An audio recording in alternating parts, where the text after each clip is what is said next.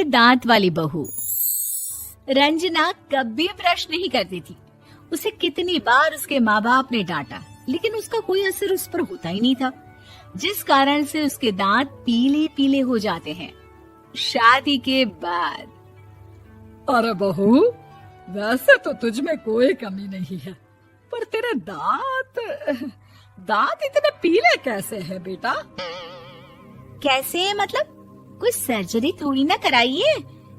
वो तो क्या नाम, मैं ब्रश नहीं करती थी तो पीले हो गए। अब क्या करूं?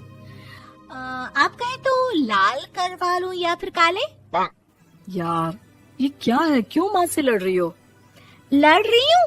अरे मैं लड़ रही हूँ या ये बोल रही है कि दांत पीले हैं, पीले।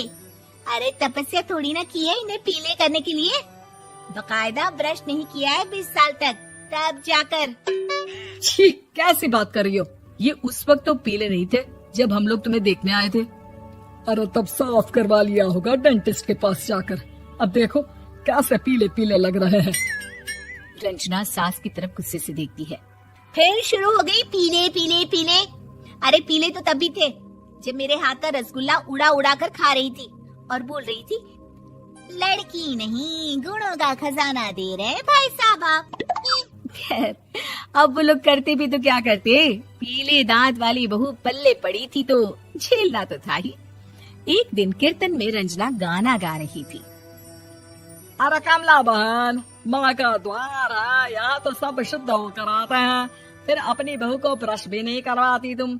दूर से पीले पीले दांत भक्ति में बाधा उत्पन्न कर रहे हैं। अरे कोई 2 साल की बच्ची थोड़ी ना लेकर आई हूँ मैं बहू बनाकर। अच्छी खासी लड़की है, अरे कैसे करवाऊं ब्रश? ये तो उसे खुद करना चाहिए ना। अब माँ बाप तो इसके जैसे तैसे निपटा दिए, ये नहीं सोचा कि सास कैसे संभालेगी। सास बहू को लेकर घर आ जाती है, लेकिन सोच लेती है कि अब इसे लेकर कहीं नहीं जाएगी। अगले रोज बहू कहती है, अरे क्या हो गया, मंदिर नहीं जाना क्या? कीर्तन का वक्त हो रहा है। मेरी मधुर वाणी से कान्हा जी जागते हैं और सोते हैं। आप तो जानती है ना उनकी भक्ति में कितना मन लगता है मेरा।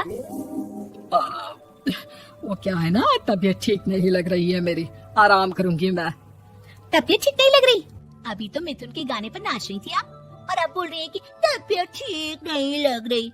अरे भक्ति में मन लगा लो सासू माँ, ऊपर जाना है, क्या मुंह दिखाओगी आप? हाँ? सास को बहू की बात पर गुस्सा आ जाता है।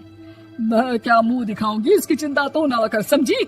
अपने मुंह की चिंता कर, जो ये पीले पीले दांत लेकर हर जगह पहुंच जाती है। पता है लोग कितना मजाक बनाते हैं। ना जी ना, मैं नहीं जाना कहीं तेरे साथ। तो ये बात है, कोई ना, मत जाओ, मैं अपने कमरे में ही बैठकर भक्ति कर लूंगी। ऊपर वाला दांत थोड़ी ना देखता है, मन देखता है, भावना देखता है।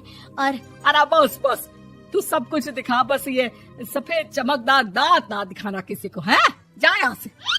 बहू को सास की बात का कोई फर्क नहीं पड़ता, वो तो जैसी थी वैसी ही रह जाती है। सुबह नहाकर किचन में खाना बनाना, फिर खाना खाना, कीर्तन भजन करना और सो जाना। एक दिन, माँ जी मैं सहेली के घर जा रही हूँ, शाम को लेट आऊंगी। हाँ, तो जाना, मैंने कौन सा तेरी आरती करनी है घर पर बैठकर। रंजना सहेली के घर जाती है, जहाँ वो पार्टी में जाने की तैयारी कर रही होती है। अरे शिखा, कहाँ जाने की तैयारी कर रही है? मैं गलत वक्त पर आ गई क्या? अरे नहीं यार, उल्टा सही वक्त पर आई है। मैंने ये साड़ी और ज्वेलरी निकाली है यार, शाम को इनके ऑफिस की एक पार्टी में जाना है। बताना कैसा लग रहा है ये सब? नहीं यार, इस ड्रेस के साथ तो वो वाली ज्वेलरी अच्छी लगेगी। हाँ सही बोल रही है, मैंने ध्यान ही नहीं दिया। वैसे तो हमेशा से मस्त फैशन सेंस रखती है। तो बड़ा जाती होगी ना पति के साथ पार्टी में। रंजना कुछ नहीं बोलती, बस सोचती है कि यार काश ये बात सही हो जाती, पर मैं क्यों नहीं जाती पार्टी में? क्या इन लोगों की कोई पार्टी होती नहीं होगी? रंजना घर आती है और रात में पति से सवाल करती है, एक बात बताइए, आप मुझे किसी पार्टी में क्यों नहीं ले जाते? क्या आपके यहाँ ऑफिस में पार्टी नहीं होती? पति बेचारा क्या कहता कि दांत पीले हैं तुम्हारे इसलिए। अरे कोई पार्टी होती नहीं हम लोगों के ऑफिस में, तो कहाँ से लेकर जाऊं? और मार्केट, मॉल, कहीं वीकेंड घूमना कहीं तो? अरे यार सारे हफ्ते में एक छुट्टी मिलती है, तो सोचता हूँ कि आराम ही कर लूं। क्यों? रंजना मन मार के रह जाती है। पहले कभी सास के साथ मंदिर जाया करती थी, लेकिन वो भी सास ने ले जाना बंद कर दिया। घर बैठी बैठी रंजना बोर हो जाती है। तभी उससे आइडिया आता है और वो मायके जाने का सोचती है। सासू माँ, 2 दिनों के लिए मम्मी के घर जा रही हूँ। अच्छा अच्छा ठीक है, आराम से जा। और हाँ, माँ से कुछ अच्छी आदत सीख कर आना कि कैसे शरीर के हर भाग की तरह दांतों की सफाई भी जरूरी होती है, समझी? शुरू हो गई ना आप। वो लोग आपकी तरह नहीं है कि छोटी छोटी बात का बतंगड़ बना दे। उन लोगों के लिए मैं मायने रखती हूँ, ना कि मेरे पीले पीले दांत।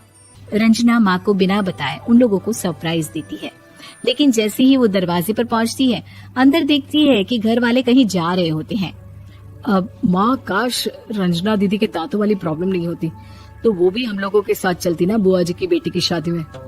हाँ बेटा, लेकिन अब उसे कौन समझाए कि उसको उसके पीले दांत नहीं दिखते, लेकिन उसके आसपास के लोगों को कितना एम्बैरेसिंग फील कराते हैं। मुझे तो कितनी बार उसके स्कूल की टीचर ने शिकायत की कि उसके साथ कोई लड़की बैठना भी नहीं चाहती, और ना ही कॉलेज में कोई उससे बात करना चाहता था। लेकिन पता नहीं क्यों उसे ये बात समझ में ही नहीं आती। कोई कमी नहीं है उस लड़की में, बस यही कि दांत पीले हैं। वो तो भला हो जीजा जी और उनकी माँ का, जो दीदी को जैसी है वैसे ही रखा हुआ है। रंजना को अपने घर वालों की बात सुनकर बहुत दुख होता है। वो सोचती है कि वो क्या करे, लेकिन फिर वो सीधा डेंटिस्ट के पास जाती है, अपने दांत चमकाती है और कसम खाती है कि वो रोज ब्रश करेगी। अरे क्या हो गया, तुम तो 2 दिनों के लिए गई थी ना। पर कोई ना, अच्छा है, चलो आ गई तो। रंजना सास के सामने आकर खड़ी हो जाती है और पूरी स्माइल करती है, उसके चमकदार दांतों को दिखाती हुई। हैं? चले मंदिर। माँ, मुझे माफ कर दीजिए, मैंने आप लोगों को बहुत एम्बैरेसिंग फील करवाया। मैं आज से रोज ब्रश करूंगी।